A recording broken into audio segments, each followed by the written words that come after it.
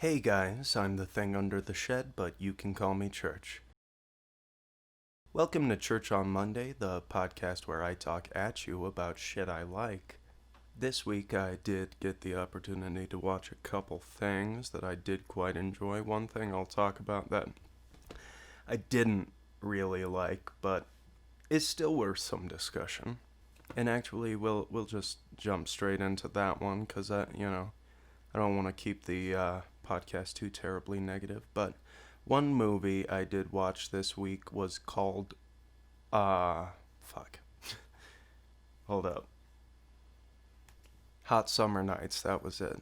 I think it's an A24 film, so it's from probably a small time writer director that really just had a story he wanted to tell and a vibe that he was going for, and got this small budget from A24 to make it come true. The problem I had with it was not the characters or the story, but the editing and the storytelling within it was it just felt completely disjointed, and it had no grounding in the reality of the story. It went off on tangents and just didn't maintain a through line. So it's kind of hard to watch because you have these moments where it's like you just ask yourself, what the fuck is going on? Where did this come from? What happened to the story? And that's really the main problem I had with it. It kind of made it frustrating and almost unwatchable. It felt like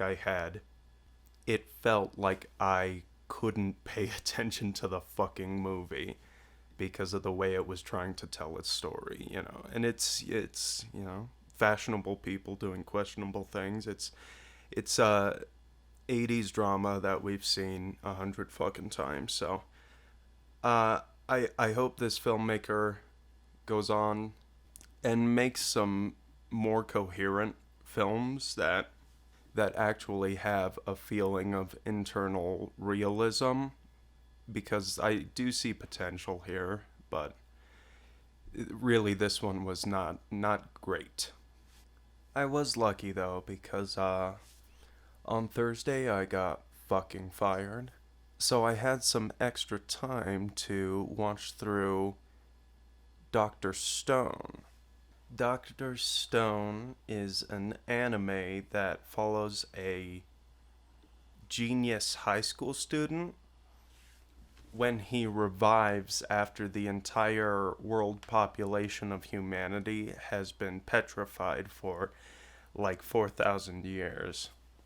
And so this modern day polymath accidentally revives a martial artist who believes that they should continue society as a Stone Age socialist commune, basically.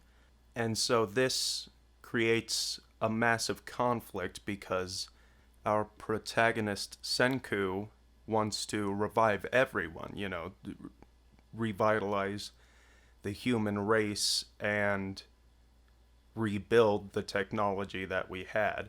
So when he comes upon a Stone Age village that has been thriving while all the rest of humanity was still petrified, he starts trying to build them up technologically. And, there's conflict there, but it's not massive. They eventually welcome him into their society and get really excited about all the technology that he's bringing to them, and it's really cool, and it's a lot of fun, honestly, to watch them excitedly build these machines and medicine and all this. But the Might is Right guy has been building up an army, and he did try to kill Senku once, but due to the petrification process and, revitalization based on that, Senku did survive and was able to start building up this society. And that's kind of where it's at right now. I watched all the way through season 2, which is all that's available right now. And I found it really fun and, heartwarming in places and just a really good ride. I highly recommend this particular anime. I do wish that I had picked it up after like 3 seasons, but I will be patiently waiting for the release of the rest of this series. Now, getting fired from my 5-year career in pharmacy in the middle of one of the biggest depressions I've had in the last half decade has been hard on me, and I've been trying hard to distract myself because the truth of the matter is it was already fucking hard on me. I was trying to take steps along a path of recovery, trying to get myself into a better mindset, going to therapy, taking my medication, and I've been annoying my fucking friends, which always sucks because you're like, I need their help right now, but I know I'm in a shitty position that I don't want to drag them down into. But they've been helping me out a lot, and I've been filling my time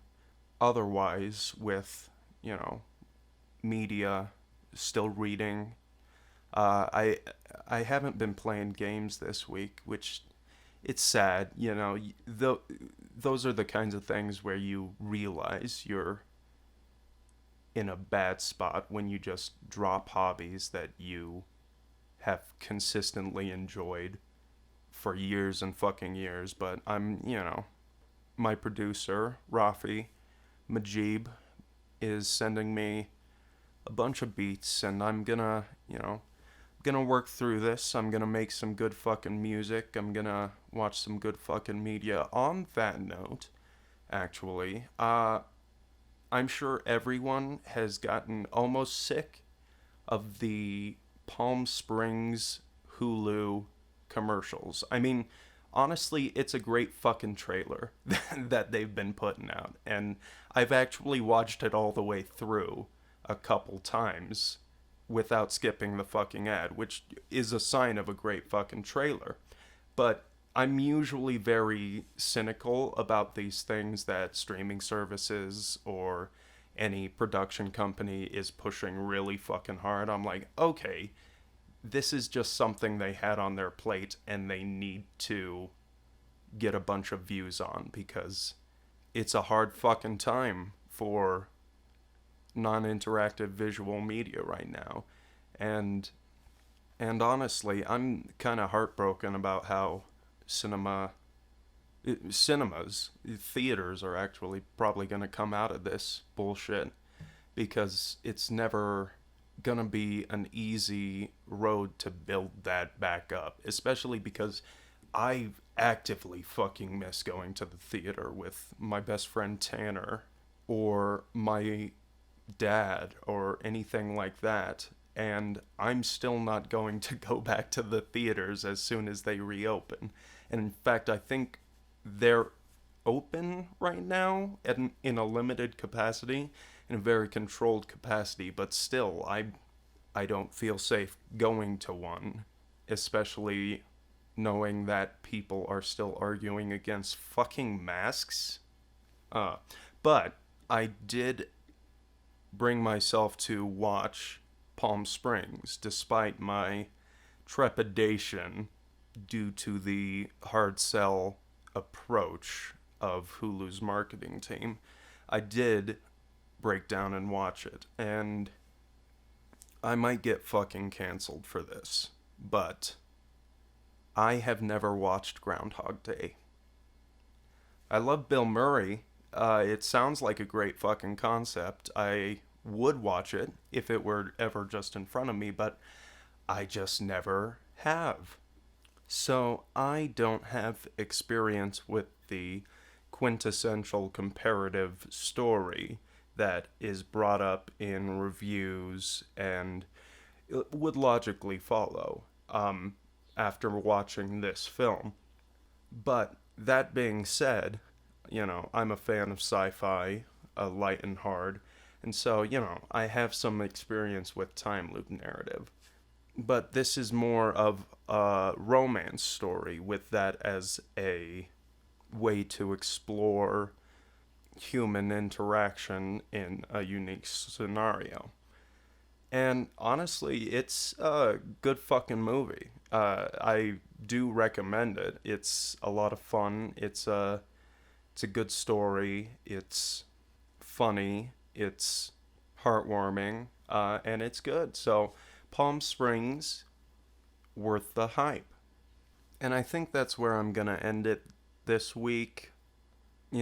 I will be probably putting out a lot more because I have a little more time now, unfortunately, but I'm trying to stay fucking positive about that and distract myself. And I think this is a good way to keep that routine, that structure that I had, and still explore things I enjoy. So, you will be seeing me again next week, and I think that's the best thing for both of us. So, interact with me on Twitter and Instagram. There I am at it's_just_church, or you can also email me if you have questions, concerns, or suggestions at churchonmondaypod@gmail.com. So beyond that, I hope you have a fantastic week. I will see you next Monday. Love you. Bye. No tears. Don't fuck with more yet. Take what you can get. You're not my girlfriend.